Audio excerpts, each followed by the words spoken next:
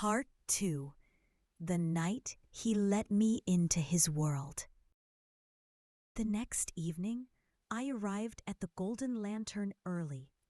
Too early. The kind of early that reveals you care far more than you should for a man you met once. I told myself it was just curiosity, maybe even fascination, but my heart knew better. I dressed simply, soft ivory sweater, fitted black jeans, a little touch of gloss. Not enough to seem like I tried too hard, but enough that if he looked at me the way he had last night, I wouldn't crumble under it. I kept rehearsing what I'd say when he walked in. Something cool, something casual. Of course, when he finally did walk in, tall, impossible, warm eyes searching the room until they found me, every idea evaporated. "Miley," he breathed, and the way he said my name felt like he was confessing something. He sat across from me, and the lantern glow wrapped around us again. He smelled faintly like cedar wood and rain. Warm, masculine, familiar, even though I'd only breathed it once before. "You came," he said softly. "You told me to." He smiled, slow, grateful, boyish in a way that made my stomach flutter. "I hoped you would," he murmured. There was something unguarded in his expression, something vulnerable. Not the polished charm he wore in interviews or on magazine covers. This was raw, honest. A man stripped of spotlight and expectation. "So," I whispered, "why me?" He blinked. "Why you? Yes, you must hear incredible singers all the time and meet people everywhere you go. Why come back to see me again?" He didn't answer at first. Instead, he studied me in a way that made the world feel smaller, as if he was memorizing the shape of my eyelashes, the curve of my cheek, the way my fingers wrapped around my teacup. Then his voice dropped lower. "Because your voice didn't feel like a performance," he said quietly. "It felt like truth." My breath caught.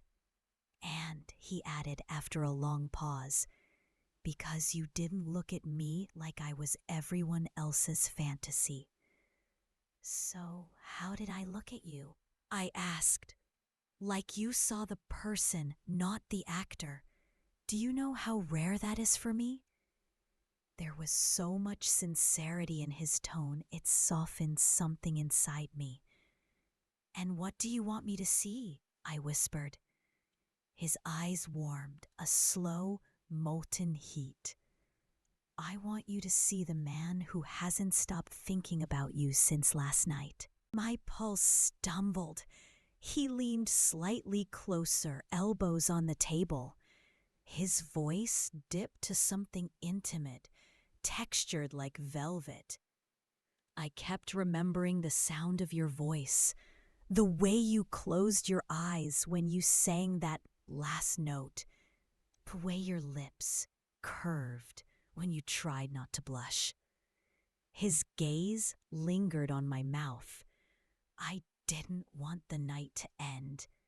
Heat rushed through my cheeks. To deflect, I laughed softly. "You're a dangerous man, Robert."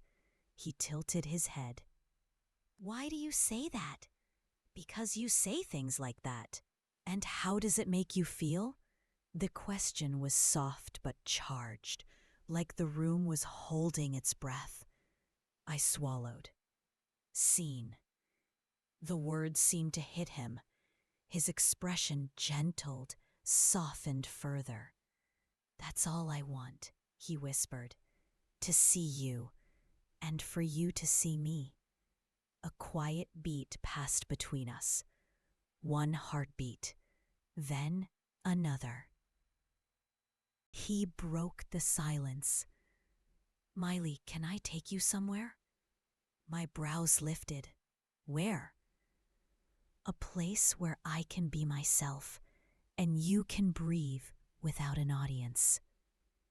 I hesitated, not because I didn't trust him, but because the moment felt too big, too significant.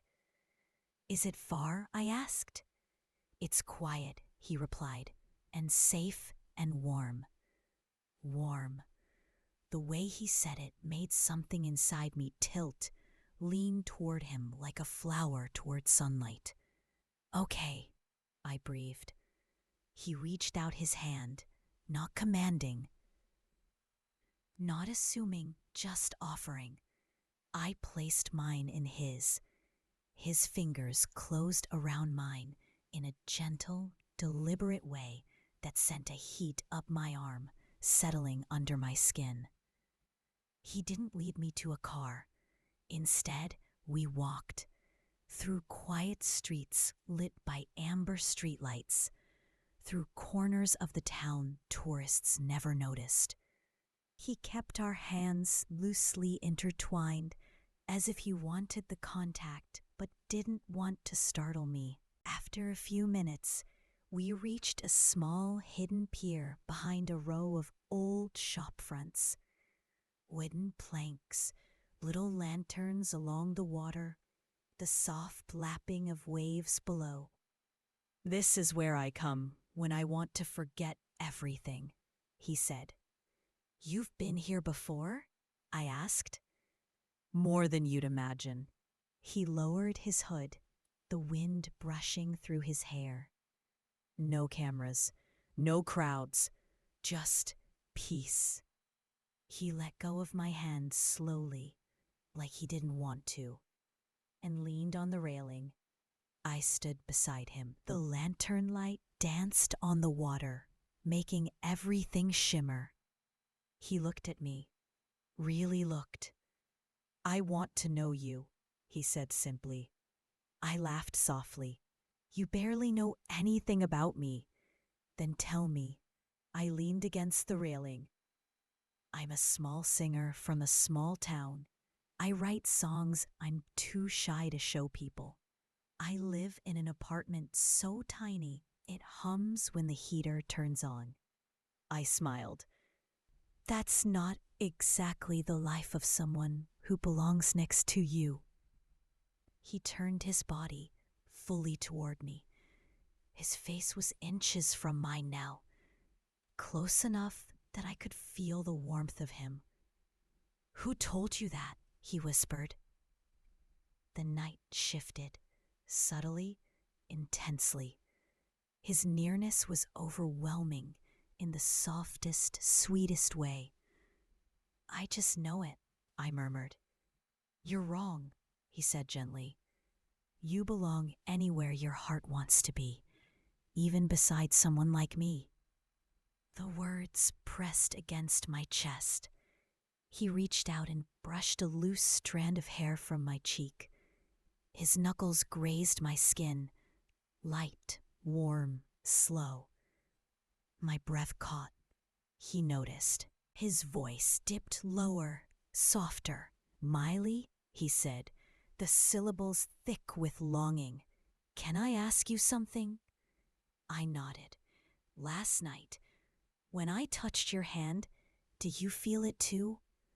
I couldn't lie, not with him looking at me like that. Yes, I whispered.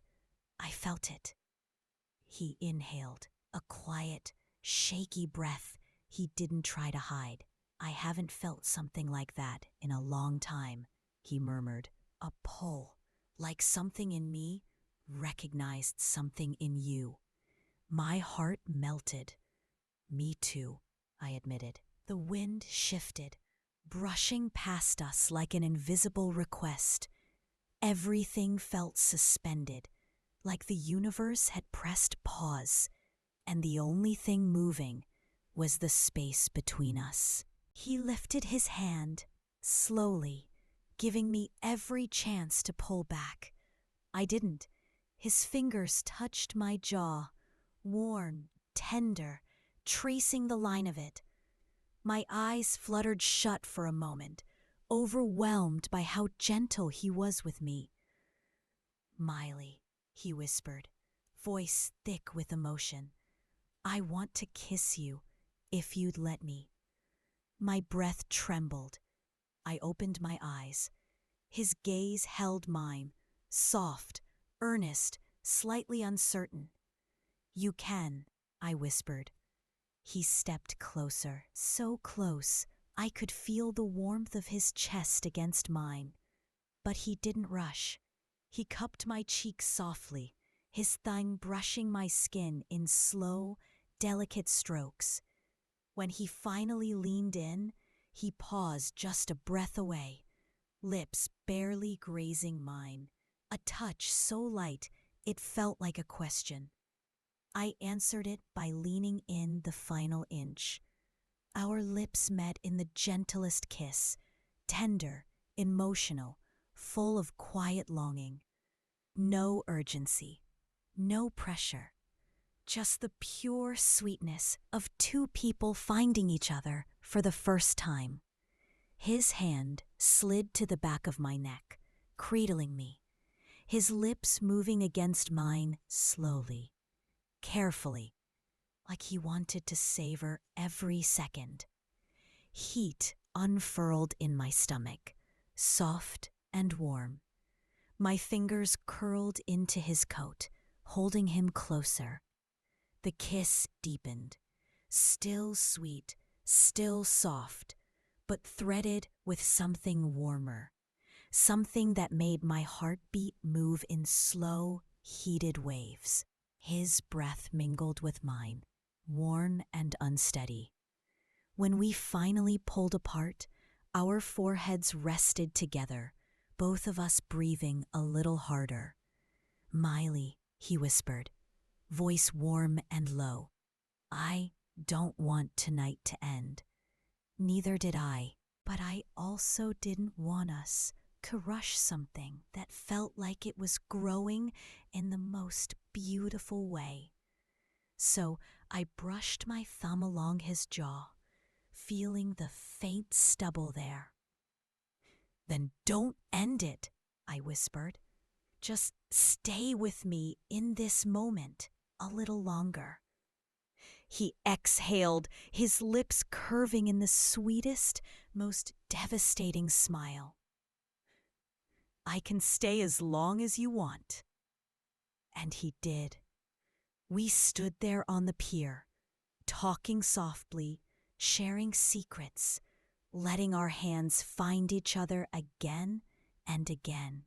He kissed me 2 more times, slow, warm, lingering, each one sweeter than the last. By the time he walked me home, my heart was no longer my own. It belonged to him.